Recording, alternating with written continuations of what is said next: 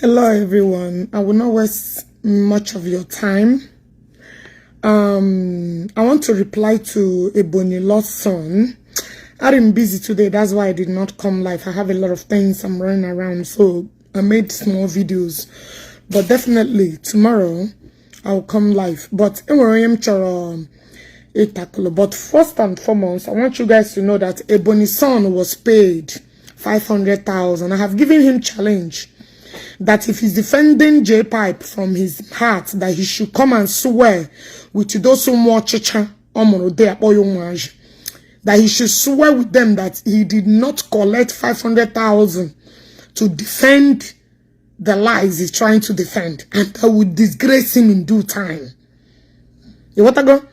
I deal with people like you with evidence. I be sure you problem with Jpac. You and I must rugged them. Now let's listen to your useless video. Make I give you small auto. Make I give you Jpac, make I give you small auto. Nobody you. Sabi give others auto. Make I give you small auto. Since 2 weeks now, or 3 weeks now, or 1 week now, Ogechi Okeke and others, they give you boza. They drag you. Now Tagika Jpac, they drag you, drag your wife, drag. You find your body, let you find your body, and let you what they can media. So rest in perfect peace. Amen. But Jpac, I stand for ground. They defend you, Jpac. I stand for ground like this. You did not stand for nothing. You are only doing this because of the 500,000 Jpac gave you. You are a hungry bastard who opened his ammo, burning what he cannot be able to train. You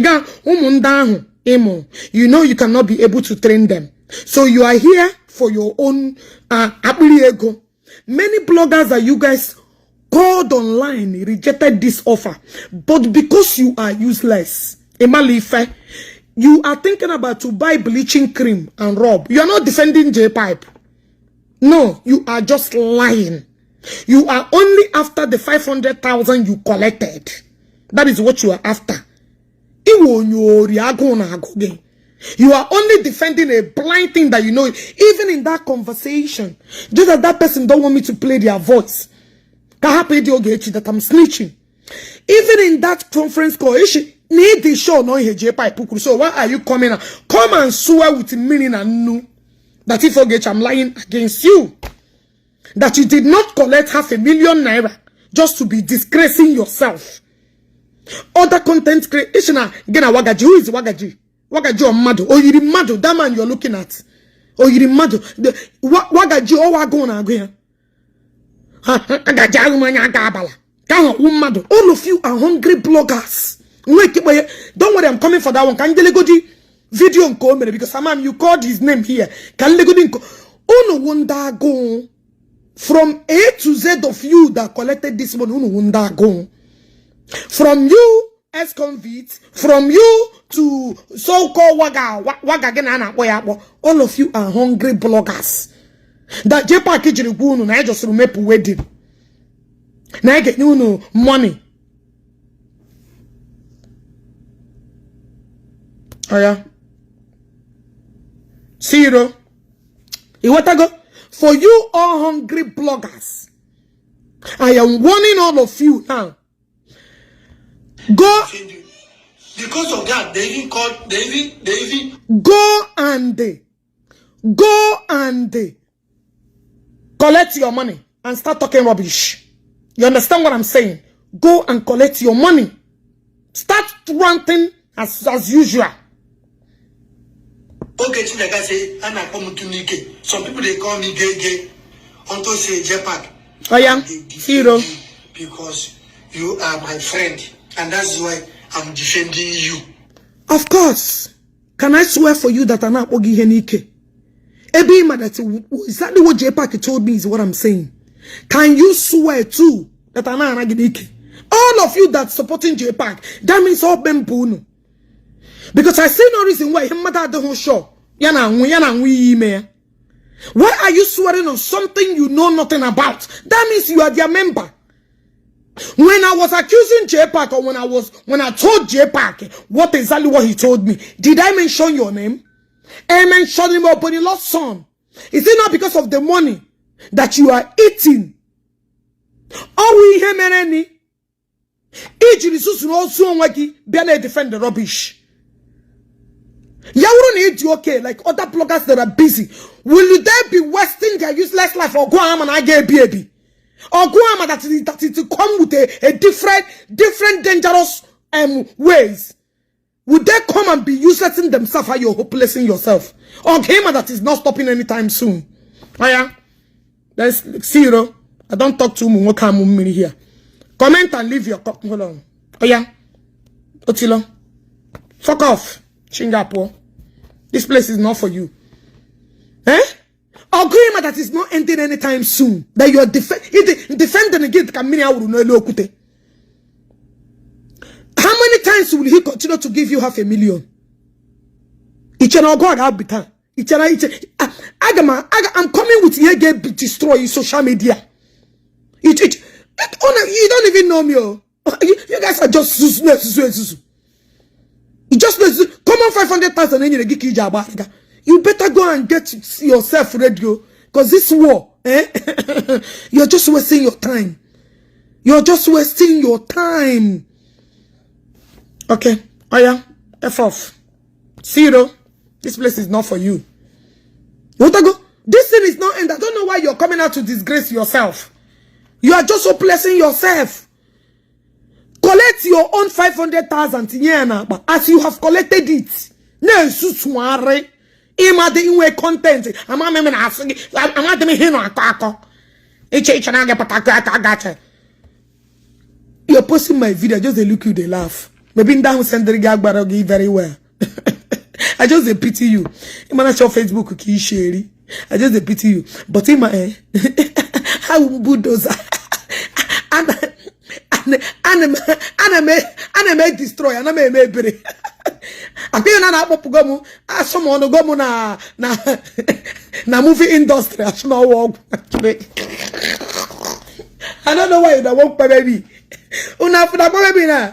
How gonna cure people depression? Why do you want to baby me? You gonna buy na 7 book of Moses. Okay, now all these people now where they wait for my live program. Where are they cure depression? Mande no na dachu pronadi. Mande diha chitiron. Mande buhe HIV. Nde wotere their result today. Ha me behaga baga. Mande enwe go japu gulo. How is it gonna? What do you want me to do to them? Okay, Aya, you that have mental problem, go solve it. Not on this page. Anama guara. Anama cure. You want to go? It's a big money because you're a very poor man. 500,000 is a big money because you're a very, very poor man. Oh, hey, Jana Tuno. Page. So go and create a page. Because all of you guys are hungry idiots. Dala. Jpac need to spend all the money on the wedding. Now this war, because war never they start. I just will be there because you want and I'm married. These people don't know.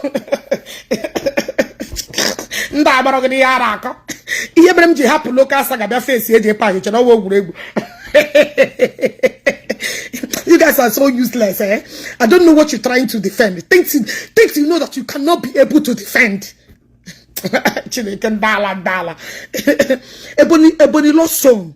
Bleaching lost son they're looking for. Ego Jefido. Umware panda hemo. I just pity you. And I'm about everything for me comes with a war. When they beat up broom, okay? Sage beat I don't tell you. In a head pokulam.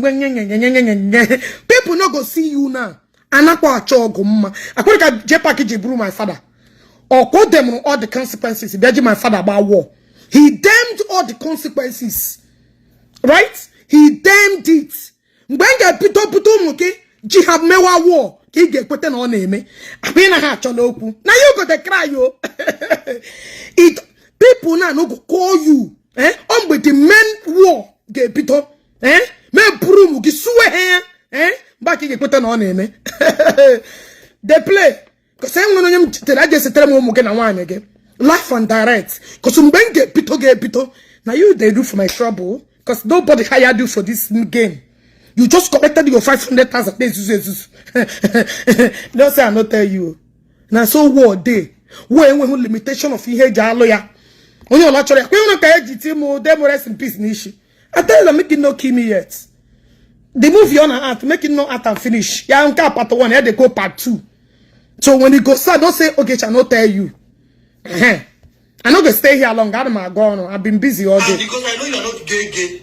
Okay. In this life, if you and somebody be friends, make sure that you maintain that friendship very well. Can you putela barando Ebonyi? Biado ishi that you do ishi na and when hamon aga Jpac nike. Buru barando Ebonyi. Biado maya because he won you mabara. In a bogu, in a bunshi ne momenala. So brudos amanala, mabaranda hineme. Buruya biadoma. Shingo. That you are swearing with this abarunu or gana or congo redibia. Gapocom bunde nigu a congo woke unde nigu woke. This will come wherever jegina one strong dibia. Nene giana dosa ire. Ne na Jpac ana para Jpac nike. So by then we know you're telling the truth. You want to go? So who this thing in there, man? All those I like go them people shall reply again. All those idiots. Let them confirm it to an extent so people will start believing all of you. Because it seems like now nobody seems to believe you guys. Where abara, where abara she anime jawara na Jpac wurukwala. Where abara do she ke do ke overnight. Ke put your family nri feju. Ina beza Jpac na be gege. The same idiots that want to defend Jpac, you have been in my house. But when I brought you toiletry, I gave it to you in the way you're bathing. Toiletries.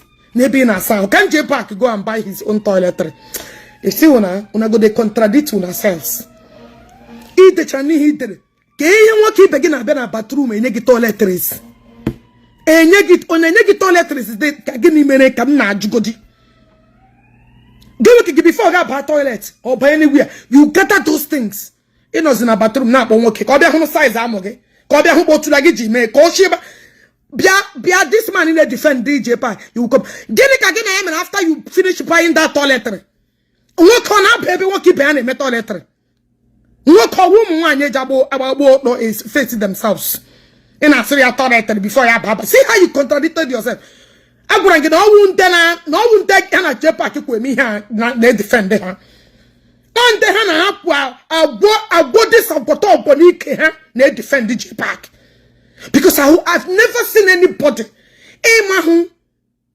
anything between me and Jpac. Need the show.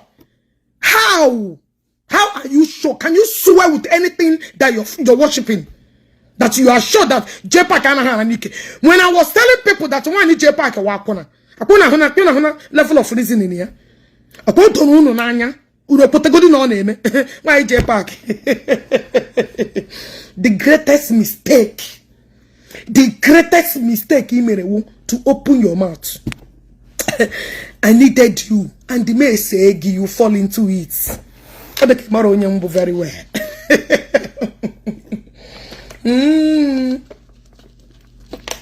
Le boy being a board top fan, we being a board. Makwan name kwa nka enwere secret enwekoro nwenke top fan. E go be na board na jaru mu nwoke oto. Agwara ngi na Facebook na m ga-etiri ya. Jpac nwoke be gi ga na elele ikpu ebe nwani gi no na board like a stripper. There is no peace. Anybody saying God, oh na just the west una time more. Peace I know this time that this region I know that this part of Muna Jpac. Also the Jpac they are consoling themselves. You can understand what they are passing through. With the couples of Ndege within the politicians and majority of them. You come and see my inbox. Come and see Jpac. More of the damaging is coming. You started what you cannot finish. Agabe mechagi. Everybody who wants to get no more that war you started, that money you are paying for others, get ready to pay more. Because so get time, they will get tired of the problem. You want to go? So, Ebonyi lost son is I know you don't collect your own 500,000. Jeji has all mo game. You want to go? This is a moral lesson to you, Jpac. Shut up! This is a moral lesson to you, Jpac, and to others. If you call this person your friend, you and that person be friend. Ebonyi lost son. Look at how useless you are. Look at that God won't get the kage. The only thing you can afford in your life is to go to Aba, buy the cheapest bleaching cream and be rubbing your body. Are you not hopeless? Look at yourself.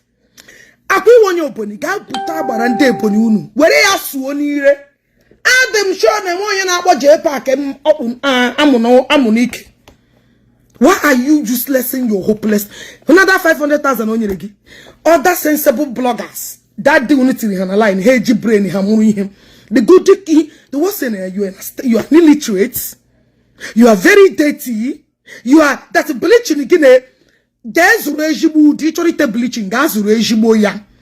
Kia pena de ki he, banana ngobara at night. You want to go? Bali gas good one. So you be able to follow Tonanya. Imagine on your huamoge. Imagine on your hooky, it's upon on your huamoke. It can for the bar on Umbramoga, weba white. The Keba wore black. This side I wore green. This imagine we got it. Imagine on your whole apps, okay? Yeah, but different color because you let a good example. Imagine your private parts. Come on, get the fuck out of here. You dirty son of a nobody. That came from the poorest of it, Paul or if it's not Facebook, will you ever, you know, any degree to qualify you in anything? You know, any degree. As you go to, and when you hear to work, quality English, I will never can, but qualityless. You are very hopeless. Actually, today, Facebook is no longer paying. That go and use your qualifications. I will make registered nurse nobody. Spent 5 years in school doing my masters. You want to go? So, anyway, judge like from A to Z to I wish I'm guy where you be guru be my husband then I group PhD or whatever. All of you guys are useless, hopeless. Come even DC any age on a make it over 5,000, get 5,000 a month. If they work double, they are clocking to $7,000 on a withdrawn. If we are when Jpac, I'm a shaggy, I'm a jacker like this, for she charge him will go full. Ne fear like this, gonna put it on any. You want to go? I am telling this useless lost Ebonyi son that he wanna be defending with a long way to go. Yeah, Jet, with this 500,000 in Ebonyi son, if he swear that you did not collect any 500,000, come on, what Ebonyi, hold on, let me send you where you belong. This place is not for you. Are you Otila? Otila? Oh, she degree is 3 years. Come on, fuck off, Shiminga for us. Degree, which degree is 3 years? Get on and degree. Get on and degree 3 years. Are you okay? Are you normal or tall? Excuse me, how many years when your prerequisite site in a nursing school in Oboda? Or how many years? Oh, for them, check it last 3 years. Bachelors give you 3 good years, or the 4 to 5. Now, calling you. Come on, fuck off my page now. I'll show you know the type. Bia, if you comment again, you guys are not meant to be here. F off from this place. Eh? Now, everybody lost son. I know you have collected your own share of the money. Just alone gave milk. Go and buy milk for Moge. Because they don't look like people that are feeding very well. And they got Igbo school to pay with daft like you. They know how to do better things with their lives. You need to collect more money. Because see, what your perfect okay, don't be good. I say the people when Jpac and about 3 per you don't even know what to settle again. So carry your matter, carry your 500,000. Get your big as room game, get you the remaining buy 1, buy 2 cream with this your bleaching cream in it. Stop lying to yourself. That woman like organ in a makubuogi. It's very hopeless. Also like poor eku akota onwe gone enyegi. Enwe ho shishi no go get anything. Akwa ge megi and when no ga akwoge. I know you've been struggling to reach out. You know go call you. And they down in the process of hanga. So each baby oku chekumi shigi hanga baby oka boge. Baby oku no whether they like trouble. Oh God. Jpac bejere koroge ihe ohuru. Okay, oh yeah. Let me put you suspension. Yeah. Boy, Otilo.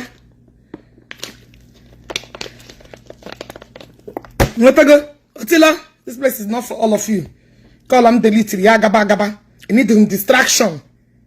You need them distraction. And when they not support you, right? When they not support them. So when they not support them, kind of not ga. I'm with a more bad good sir. Only all I want they support them.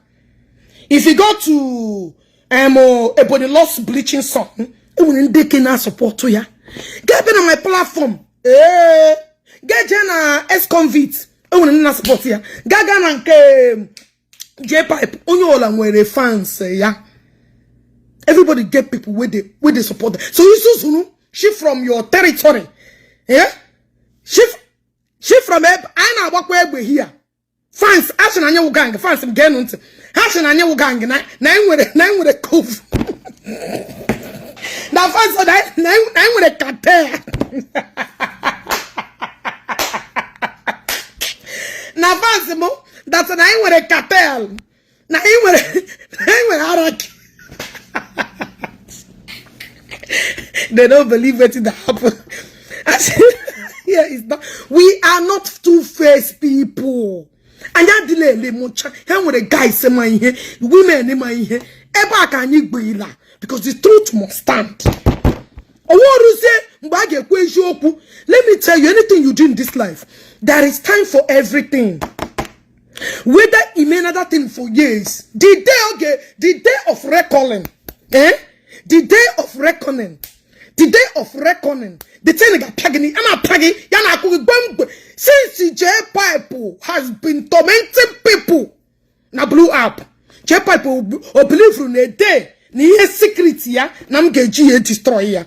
On be defend there.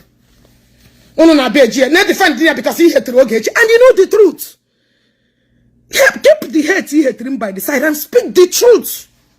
Say the truth. Ejoku, now forget ya beef monagi or how you don't like me, how I'm very outspoken, how I think Ogechi I run shit. It shouldn't be your concern. The truth will go in Kebe Dala.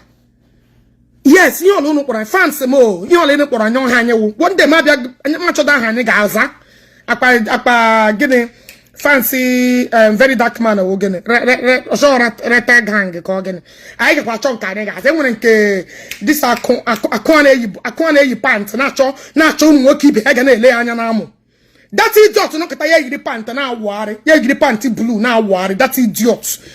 Ganele kwani enwe no na ya ya wo one thing is support there. All these men in a small ammo brain had is too small. They don't get brain. The man is messed up. It don't get sense. It just ya party na gare kaka eje na Sweden ga e begin aga school ba no nwe huru. Let him go to America on a clock on he finish his PhD. Oh Piton obira na ba pie exam ya ba pian. Where we are joining military. Look at men the fingerprint where they Gamerune Susfar Iberishe. Akwojo Eshaga Nagagini Kanabwodi Chideka Bogo Kinecho Shogechi Gamu. I know the Peme go nowhere.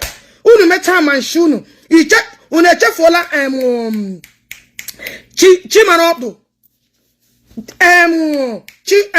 Ofia free ibu mwanya shawo. Ofia free ndara. Ichefula mbo onye unu date na danne na manu ga. See, that one no teach una lesson. Una they wish me the day we Ogechi go kweme. Okay, if I kweme now, who go they make una happy? Who go they give una BP? Onega name unu na name we conference call. Onega na agbu unu na name. Una talk everywhere joy. No. Ah, that's not how it is. It doesn't work that way. What I go? Inye gana unu na name make WhatsApp call. Una make conference call. Now everybody. Somebody must continue. Unu that BP. Unu go look for trouble. When I start, I go look for somebody who go kweme me. Why now? Why? I want your name on here. You want to go? I get it. The time of Moses, the cry of the Moses. Iji kanine. You beg and cry for them to pay for it. I'm not for you. That just some shiggy. Ebelebe. Where's your new old OG? Old OG, they begging for 100,000. I got 2 children in United States of America. I got houses. You don't know me. I don't know me.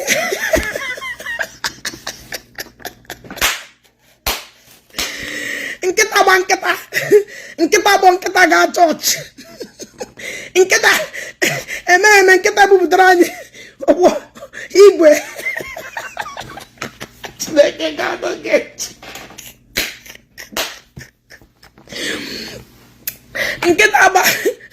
Nkita ba go n'aka. Igbazi n'aka na wago. Ị gara talking, na talking. Na ariozi ego na-emegi if I'm coming. Guys, now share no page, follow no my page. More Ejibo news no here. Who know these people? They are empty. Na fake life. No can one hello. Aya, Otila. See, look, this place is not for you. I'm just showing you. Sobenomu, amamu, sobenomu, sobenomu. Sobemu, amamu, sobemu.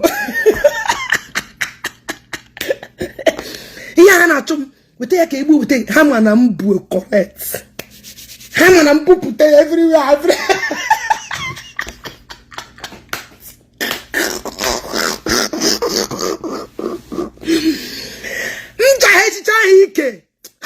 Shut up! By then you know Kewejoku. Ndani netiri they are eti salate.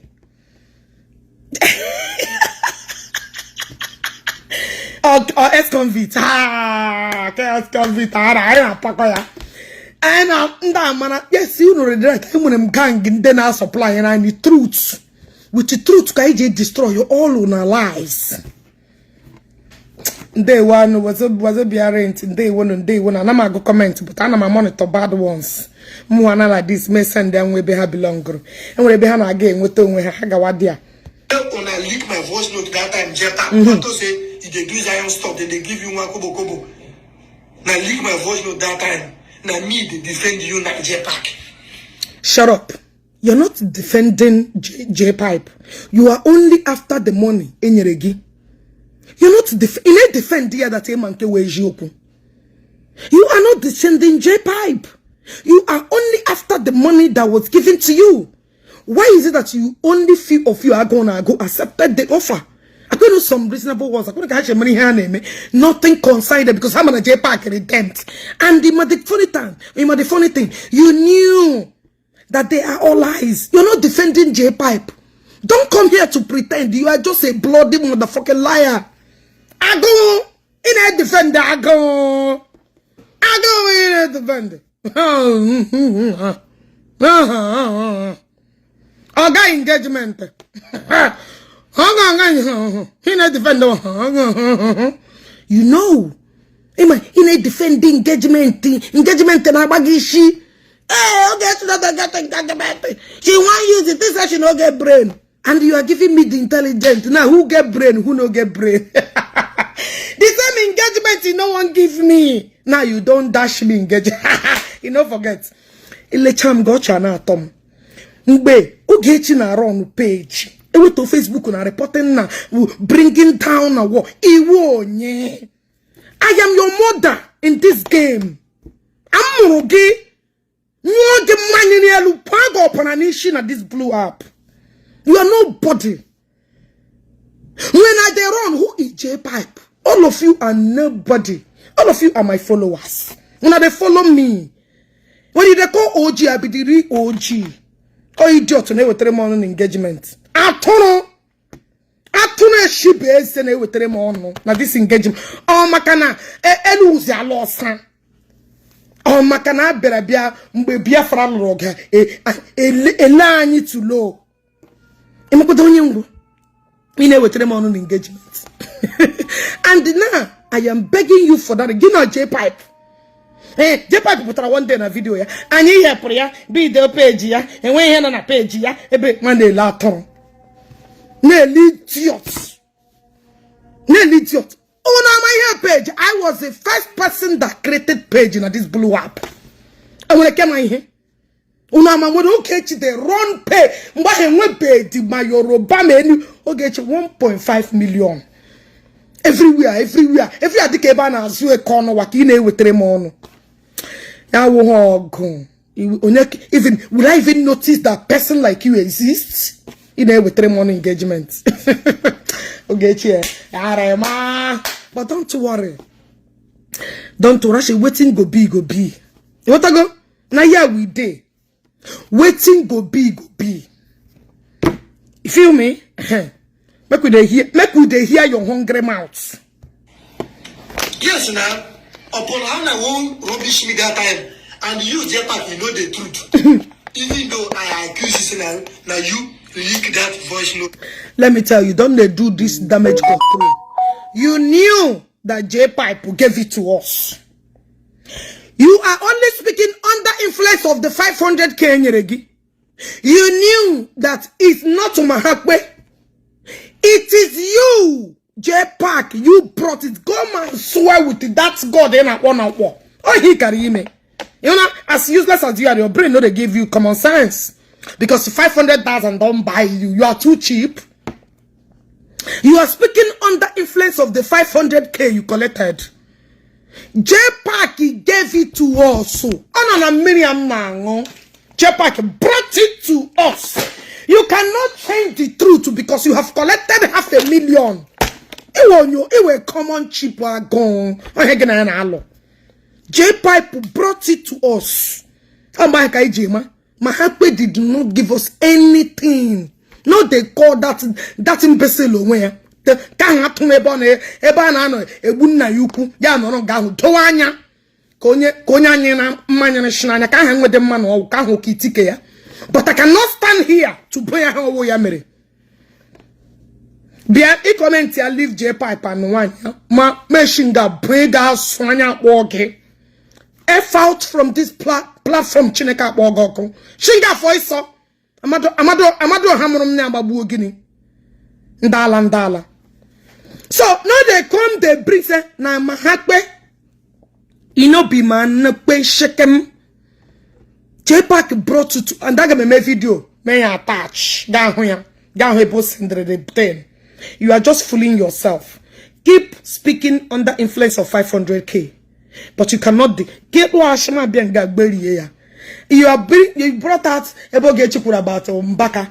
Got this morning game a post. You know be you they look for the engagement. You keep lying. You are looking for engagement. So get you the look for engagement. I get you. For the Mbaka have addressed Ogechi on Friday. If Mbaka address me, that means I will more dogu. Imagine Mbaka address me. Hey, if you not the video with me, the people are going to Nampo Kalesia. Imagine Mbaka addressing me. That was the post you made this morning. Put to your page for people to attract people to follow that your dead Nambi page. You see, you are the one that's doing everything for the fake engagement. Not even Ogechi. You keep lying. Imagine Mbaka replying me.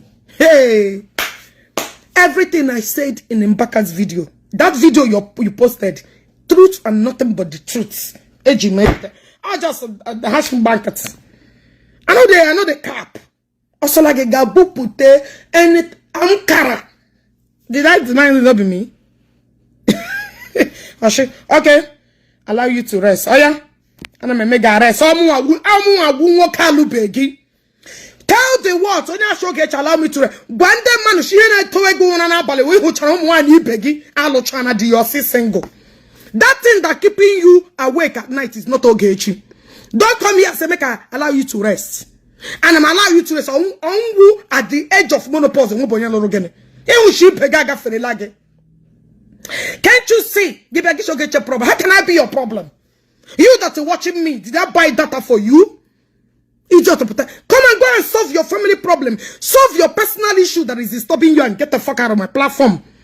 Allow you to rest. Am I the Dialogalo? Am I the new diagnosis? Am I the poverty rate? Am I the Igbo Obonyi for free this night?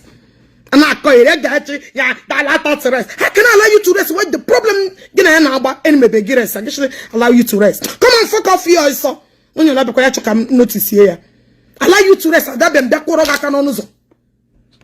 and I call it on your problem, tabuga. On your family issue, tabuga. On your personal issue, delegate. Ya be acho get I hope consola. While he may be a problem, gishi bito. Gabi zemiana ho. Come on, fuck off from this place, also. Dala. And I call it. But no be that later when I find out say now this guy where they here, this guy, Iwonyara, bring out the way you found out. Nyanya evidence. Not just come post somebody's page. Bring out Kishi matter. Nyanya the evidence. With evidence, Kishi matter no my that's your demonic voice note. Bring it out. How did you know we need evidence? Evidence. Eh? Where is the evidence? With evidence. Bring it to the table. Can people believe Wogi? Because you are speaking under 500K. And they go and kick a rich choke Wogi. You want to go? That this guy leaked the voice note because this guy they for that group too. Jpac they others they. And the Mahimre brain well only bleaching damage part of his brain. The problem now they carry hydrogen codeine or hydrogen conone. You want to go? Damage in a carry brain. I can understand and plus your poverty rate of pain and plus your confused life. You want to go? Baby, you're just doing, hey, who go sign me with 100,000? Make I come worry, they can walk now, worry now. I can understand your level of poverty rate. Imaka people shame me here, how they reason. Mahakwe not there. Came way, Shandian and Desire on the Namao. Mahakwe did not release it until Jpac came to us. Until Jpac came to us, until Jpac start coming to us looking for a way how to solve his own personal issue. Back over Brulashi, Babunyani here. Oh, him tishing way brain. Mahakwe and Desire on the number. The very first day he lived, Yakokari Bunyani. But when your IQ is very low, you can't measure anything reasonable. Yana wouldn't be Jpac Babazira Nime. Jpac will head release here. And when you won't apply. And when working then an Monique, no, the reason normal. Where Miriam will question here no. Yabama, you start reasoning like Onyara. Because I know him and I declare I some. I don't have problem with him. They decide they know their life. Oh. He decided no one gonna bogey when that's your pattern. But don't they live double life? They deceive us. We don't want them. We don't want them. I need to remind them also baby oil because I'm still they use baby oil. They rub my body. Do those that are buying this baby oil now China they call no one or waba. So no they deceive us. You want to go? Make could they hear you? And I cruise with the cat, and even Jpac say something. Me as the other I say. This the body will picture the guy. Now lie, you not be this guy, yo. Now lie, you don't be him. It not be him. That time where it not be him. The padlock guy, they trend, they bring it out, opportunity. The boys that do damage control and they control damage. But they say you are the one that doing damage control. Tell Jpac, copy me video no who ya putere that thing.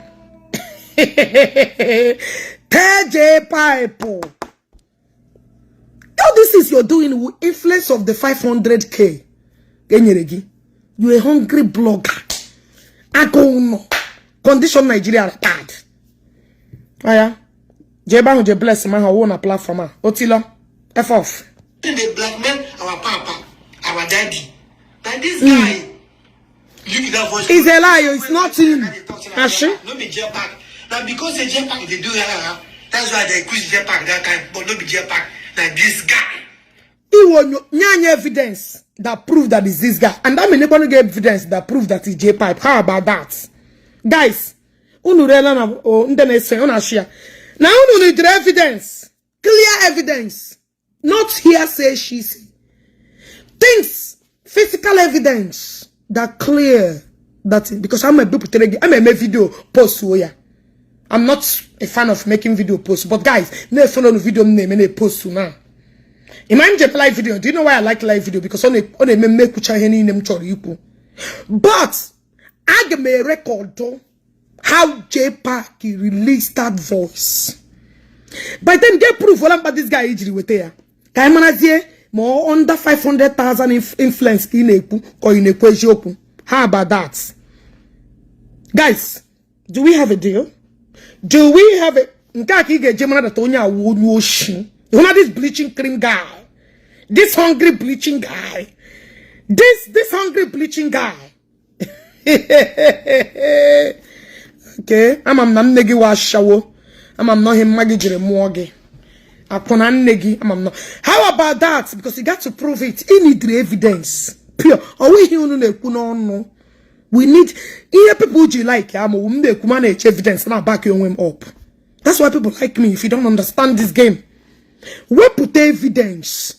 Don't just go and copy video minute. No.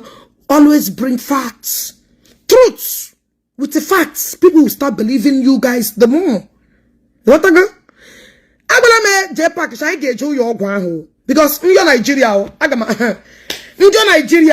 I know that hospital. May live video. You pay the Jpac lie about the mayor this thing. So also, he cannot run away. Jpac can come to Nigeria. And my letter. I'm going to show letter no get breach him. Get on ready. Because you will see me, I'm coming. Name live program. You must come and examine your ass.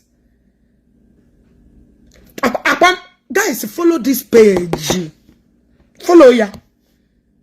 You want to go? And this guy do am. But Jpac, see me now, they defend you. That time, Jpac, you couldn't even come out. You are not defending Jpac. You just collected the money and be useless in yourself.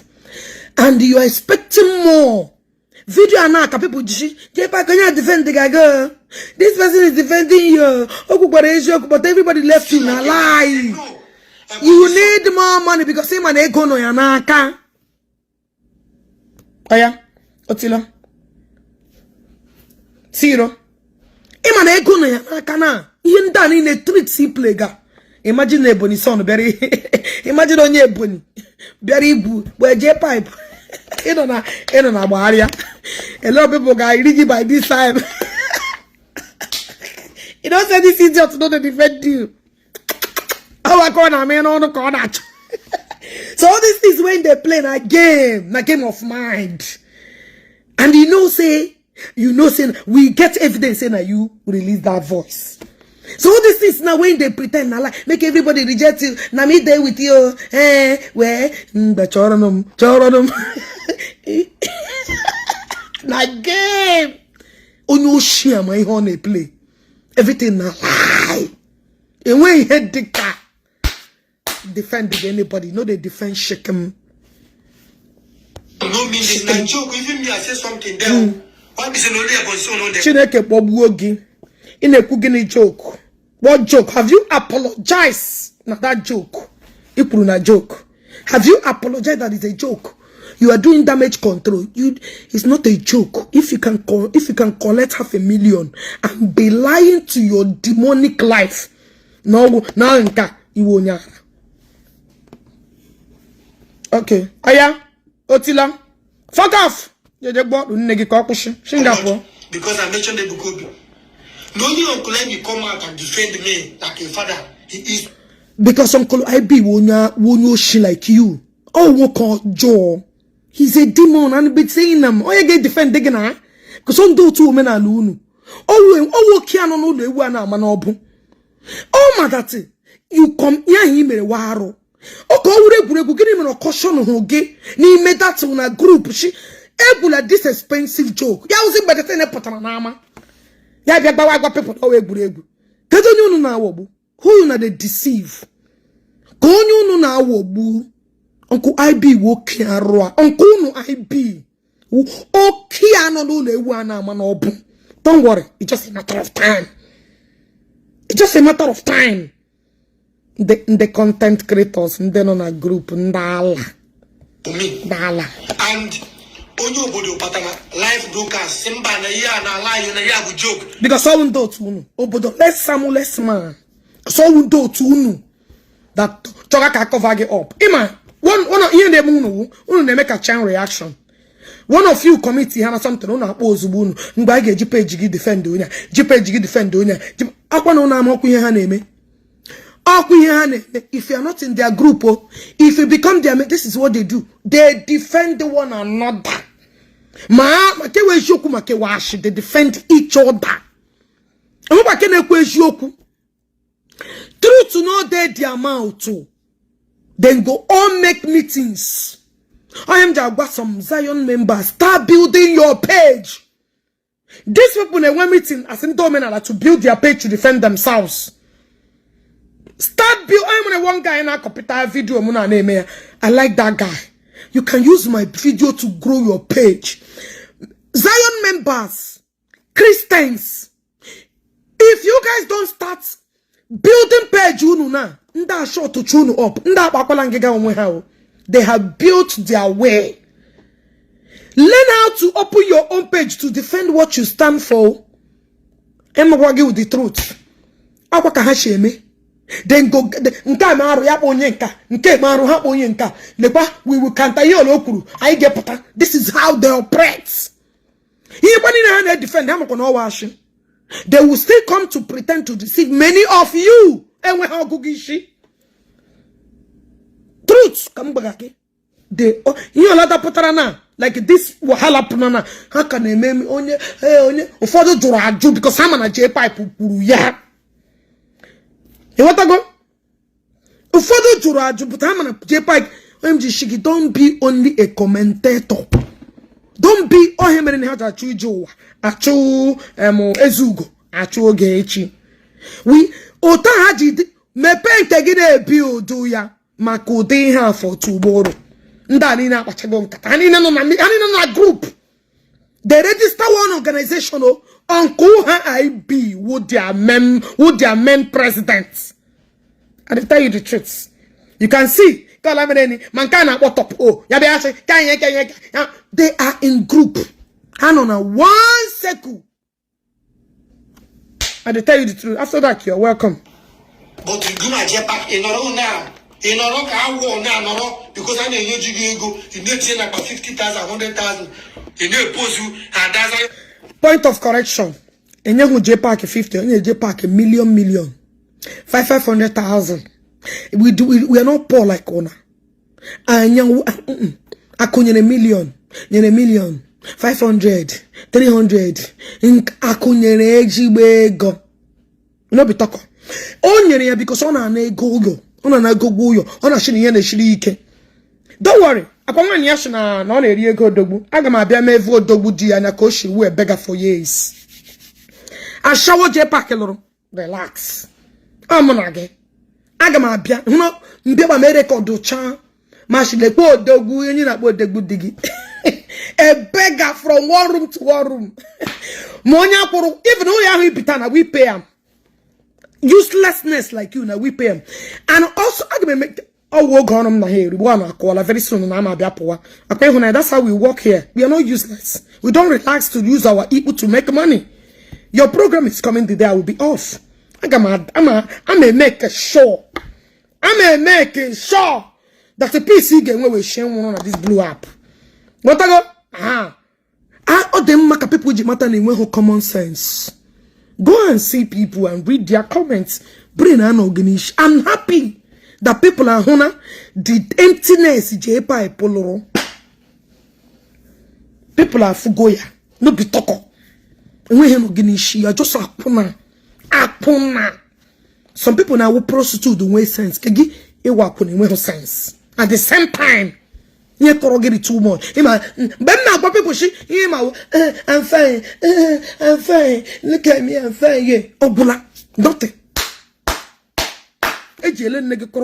Empty. Look at Jpac in a mega advice. Now get pushing your prostitution lifestyle. This year, na Nigeria they hard. I go show people.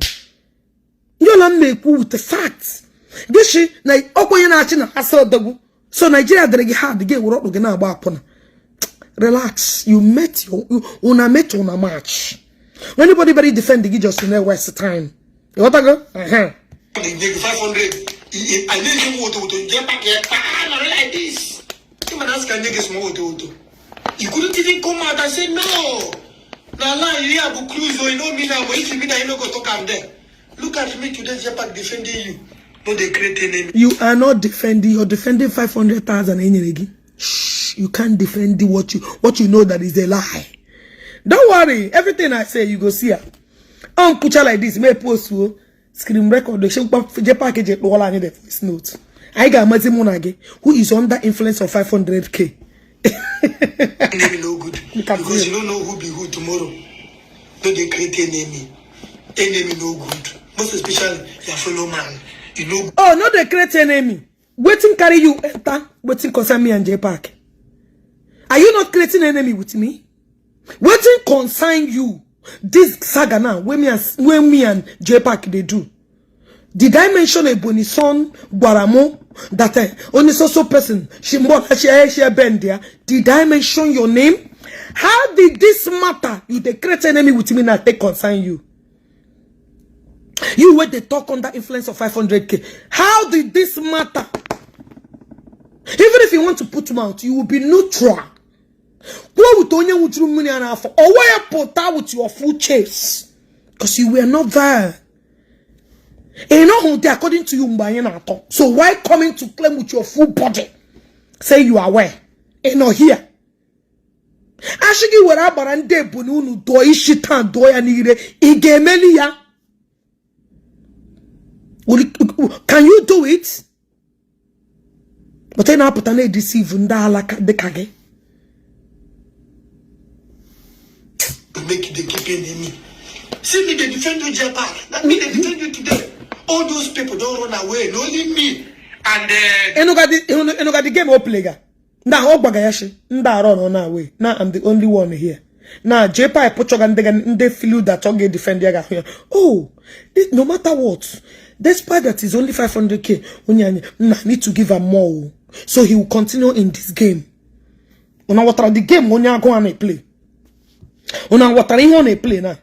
Oh, now maybe the strong allies where you get. You know, they see I'm say everybody don't run, litter you. Now maybe the only allies where you get or which is also called Wagaji. Ana where? Let me check the major video can't say anama one girl up finish here. One girl that go the major video. One girl up finish here. That Wagaji Stefano Mele, Mamma won't come Mama mo shishiro could Mammy ho wow. And they look, I mean, no, they look like human beings to me. In fact, these people are hopeless. Is this human being called Guinea? I don't understand. ma owu ndị mozi a chụdara n'ụwa ha bịa na human beings that time because so koshiri tochari oyihu mmanụ oyihu human being to me what go ndị mozi amamo all these people achụdara na Aladen bịara na human being no what those giant ịhụ ha ga-agbalaga nke ebezi bịa tọọ amamụ ihe oyiri eyi amami ihu owu in fact you understand what I'm saying odoro ka ibe ya odoro no ka what you need to look at like something is wrong enwere odi what I go person Wagaji they stand still like this they defend you but on my own and they carry for her they defend you up and down they call me gay because of you Jpac. Shut up. Yarome if you follow the Nash, don't say the Nash. No. Now the people where Jpac told me, now the people I mentioned. So mami who no about it. Mami he defend the area. Mahumi he defend the area. Eh? Mami he defend the area. You run away. You run. You make chono. Not even to write comment. Not even to talk. You put chono like this. Put chono. But look at me defending. Shut up. No, they defend not. She leave waga no man. Because gba me be mayano. She a wepo app. I want to check me who ya came. Who the original notes. Gba me be mayano. Ya wepo that app na that ring light. Hana etinye di ane me video.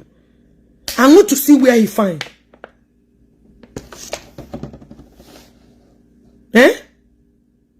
Actually, me who go di here na bomma. Kuna dey help na self. Who ya na madam gbam no mara mma then I will listen to you. Dala. Moral lesson to everybody. Don't get creating them.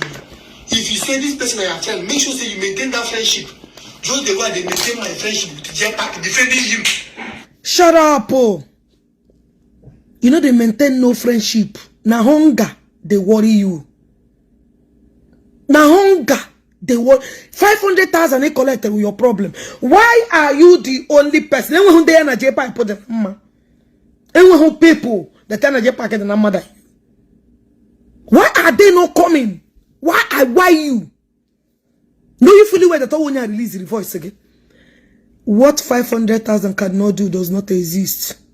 Ira kole shaje po Wagaji konye go kojine maintain coffee no zuya ho woni. Na go din kema imi mo hanaka like that. You are just deceiving yourself. You and so-called waga gene na waga ya. Uta ihu ya waga na otoro ogologo but onwe sense. Imana ndi Igbo anige wu hana nwoke anything you talk they seems to take you serious. You what I go? The day nagi ko wunna waga gene ga amejin na abo bawo can matter see how you na go feel. You what I go? The day your papa and the wagara mama bo wagaga ga ame bupute ya ji abawo then I will know how you guys feel and how to handle this matter. You what I go? They collect moto because of him. Jpac, this December, one cow, bring one cow for me. You know not go. I stood by you. Shut up! I stood by you. Can we stood through? You're still tell me I'm standing by you. English thunder babugi. Shut up! I hear go again. I go. Because you go I go o make na wedding here. Uno God na kaya na push ya ho. Because oh go. I go like family. Bro, no, you understand my God because any day, anywhere. So you owe me one cow. When you should not go. Emergency beef you get that smell on your son. Well done. Indeed, only way give indeed you're a true friend. You know people they chat me on WhatsApp. They say make I know they defend you. Jpac, leave my voice note. They tell them make they no worry.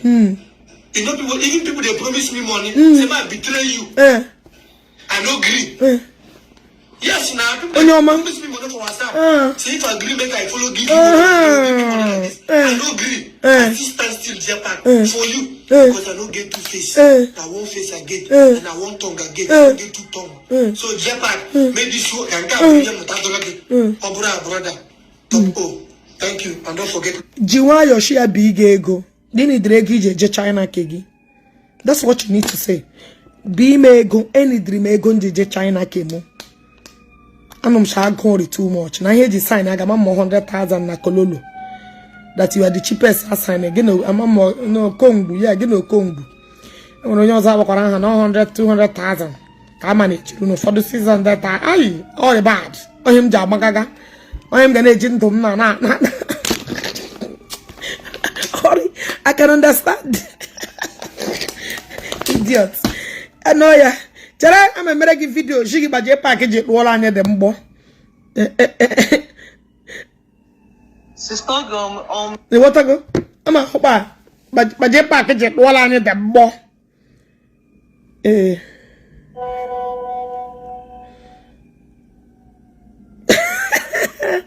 My lawyer happened that. Leave them. Leave them. My barrister just said that I have a message.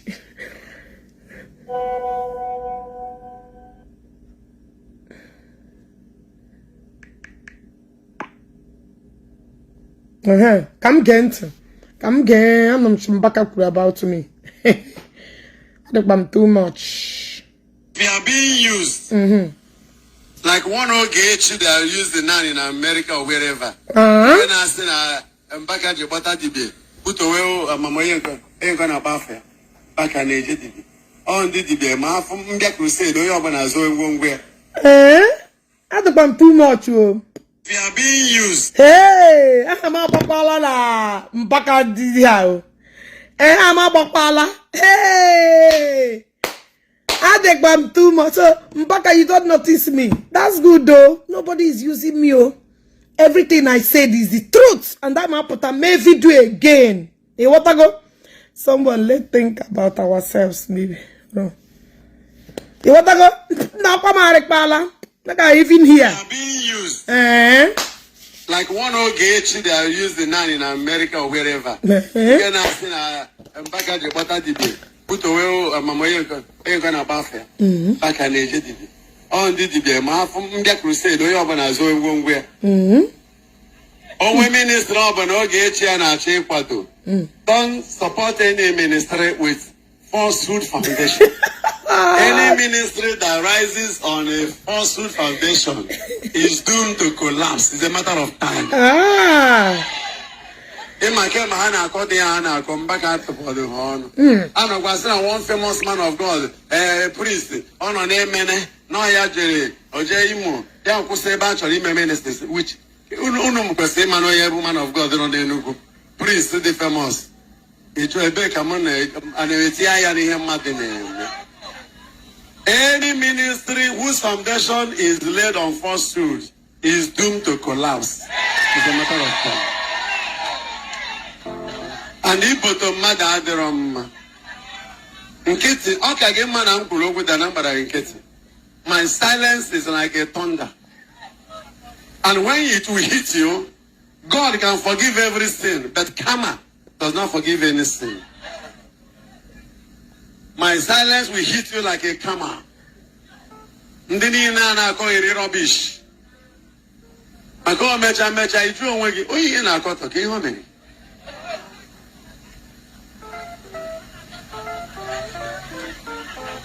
Obone chori we customer, o ma mbone kwatu. Ebisi we ebito. When I'm package you put directly na ye. Abu akwale buko bia. Ayi magwa nke bu nke. So we will like you to question this one. So because we go about Ogechi aha. Na chi trend na Facebook. Begin to apologize so soon. Lie. Wahala you never imagine. We visit Mbaka, I said no to it. I will never apologize to you. Like apology. Mbaka, why would you even go and listen to video how many years Chalama put up medicine address? Video mere JMO. Keza haya emo. What's his name? Ebonyi lost son. Akopre ya ndo tuge were ya nyegi. You want to go? Video mere how many months ago? Why are you hearing it for now? Mbaka, I'm not gonna apologize to you. Nothing. When him ne apology. I wouldn't hear me. After all, Mbaka, don't go there. Don't go there. Don't go there. Don't go there. Cause don't even start. Come on, people don't put our evidence. So Mbaka, don't ever go there. If I apologize to you, come on here, I will never apologize to you. Till tomorrow, I will maintain by. I will stand by it. Rubbish. Nana Koeri. Why would I even for what, Mbaka? For what? When I was defending you, want you the man of fraud. Where were you? Why did you come out then? Now be a mega apology na gini mene. Where would you? Yawuroma, Mbaka, you should back off from Ashere. Okay?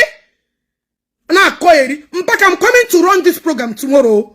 I don't fear nothing, no. All this thing, Namagamagama, Ndola, I'm gonna have the Pamana adoration. Tipano Jegba, Kwadu J, Nyambaka one, you know, Tipano Jegba, go respect to way out. Make you know if you know my side.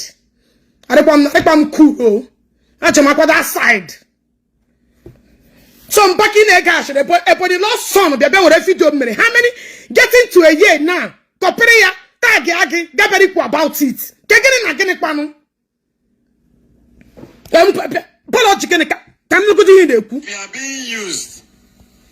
We are being used. Iba BG now forcing high, but Mbaka, please.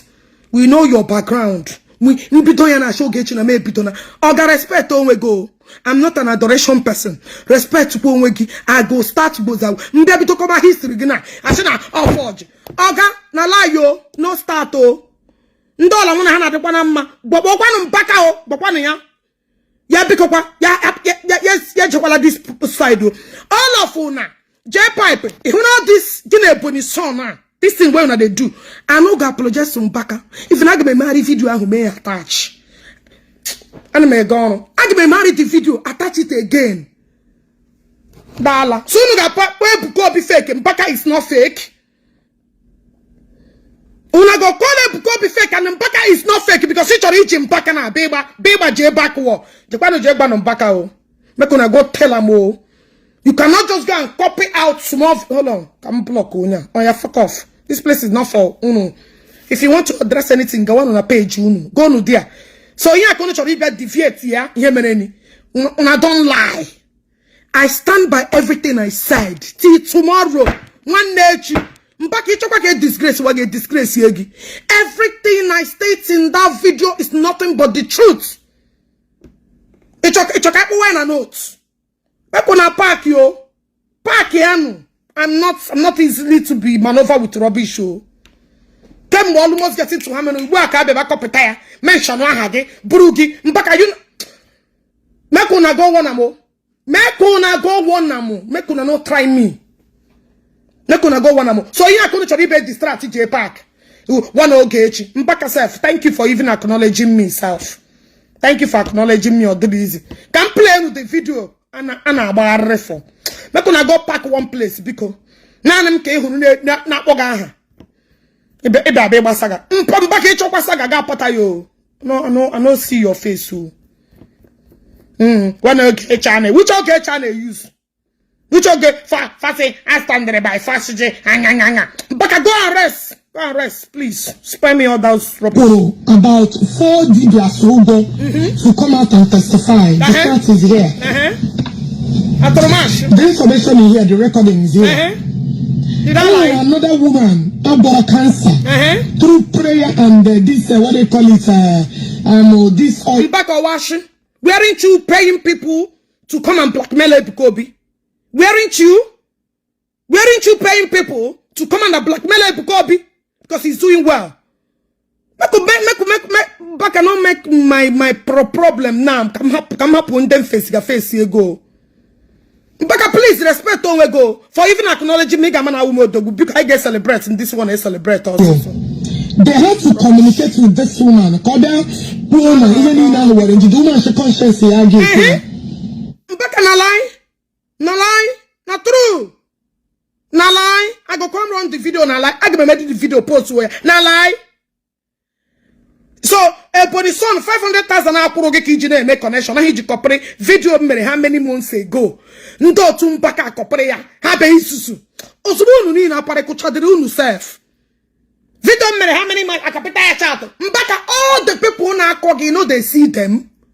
You know they see them. Why this particular name Jpac woto na one can't distract me. Ndala. Ndako 500,000. Biana. Make everybody respect ya no uno. You know, respect, I know.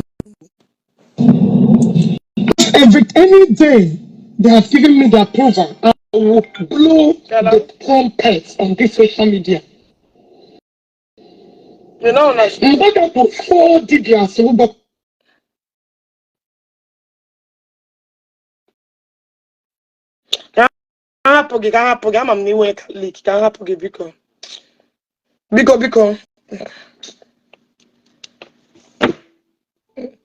Mbaka for recognizing me is a big deal. What I go, but my because video me for a long time.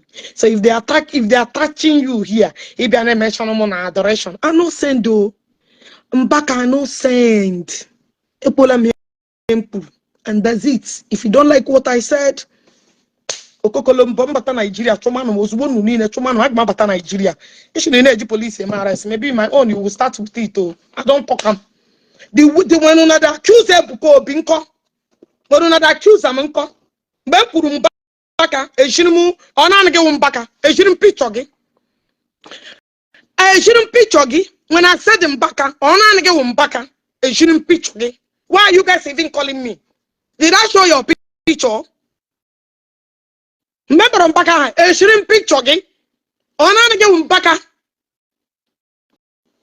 So I get it some place that nobody should. No, but I know that Bukulama ho. Have one match monyam chugao. Run. Yeah. Shouldn't go for no sister. Shinga for start. I want back everybody at Papata. Remember on back. Did I show your picture? I shouldn't video not a pressure out again. Like a hair. Well, Mbaka, thank you for recognizing me. It's me, Ogechi Okeke Njaka living. Yes, it's me, sir. It's me that said it. Mbaka has finally replied you. Of course, and so what? Mbaka, that have proven that all one Ejine Ebonyi son yenda haneme. That have proven that all one are behind the Ebonyi son yenda haneme. Or she don't the fear. Don't the fear again. Come on, get out. Come on. Do I look like one kind of mini? Come on, shinga for fear on ye. Fear on ye come na joke. And a fialama negi amun nagi ko what negi. Fear on ye. Ta zusuru shinga for. Na koyeri. And I'm fear on you who I go fear. Fear who? Fear who? Why is that Kem Kuruja Doda? Then I will not see them. Fear who? When they come now, fear. Who the fuck am I going to fear? Ndala. Video how many months ago? Because Ebonyi son, Ebonyi lost son. Choge work so hard and 500,000. That means Mbaka, you have been the one sending Ebonyi lost son. Now this thing on a me. That's what it is. Now you just see the video. Video me almost 3 hours. I complete that one. They send there. And I call it. Man, oh, shouldn't me who for make una clear my face. After all, very very dark man, and I know when anybody, everybody arrest. Kini kunu mene. Kini kunu mene. I don't fear gene. When very dark man in a union, what get a kunu mene. You know the Nigeria. Ogechi contact am everywhere. Who is this?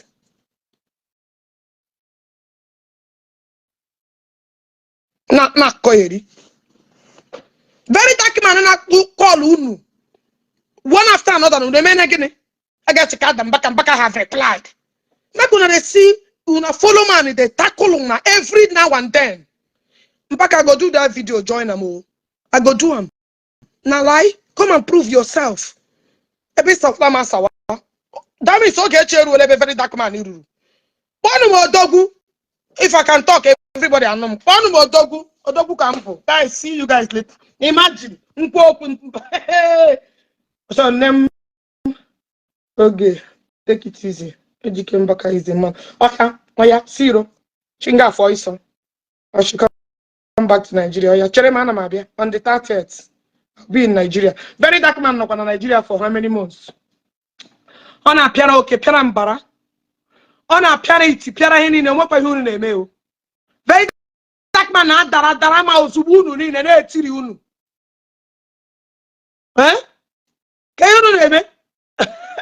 Now, while I'm very, very dark man, now, woman. Okay, chop on. Can somebody say hallelujah? Hallelujah.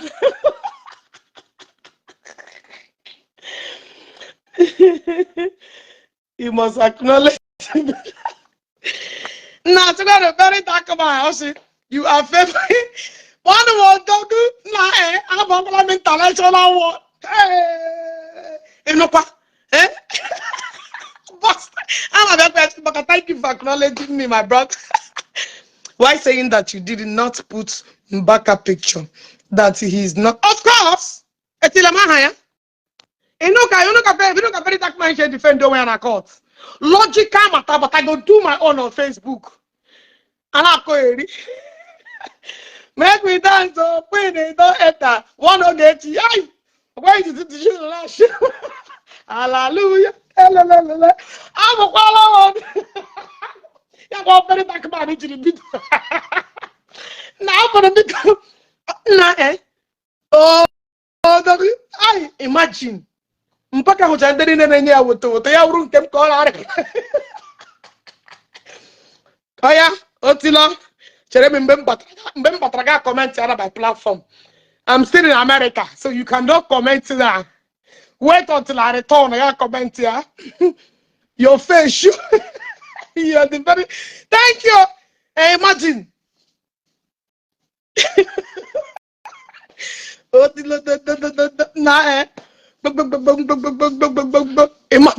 Imagine then I'm back and mingle. Yeah, room. Hey. When I never see that they do me, rock. My queen, I.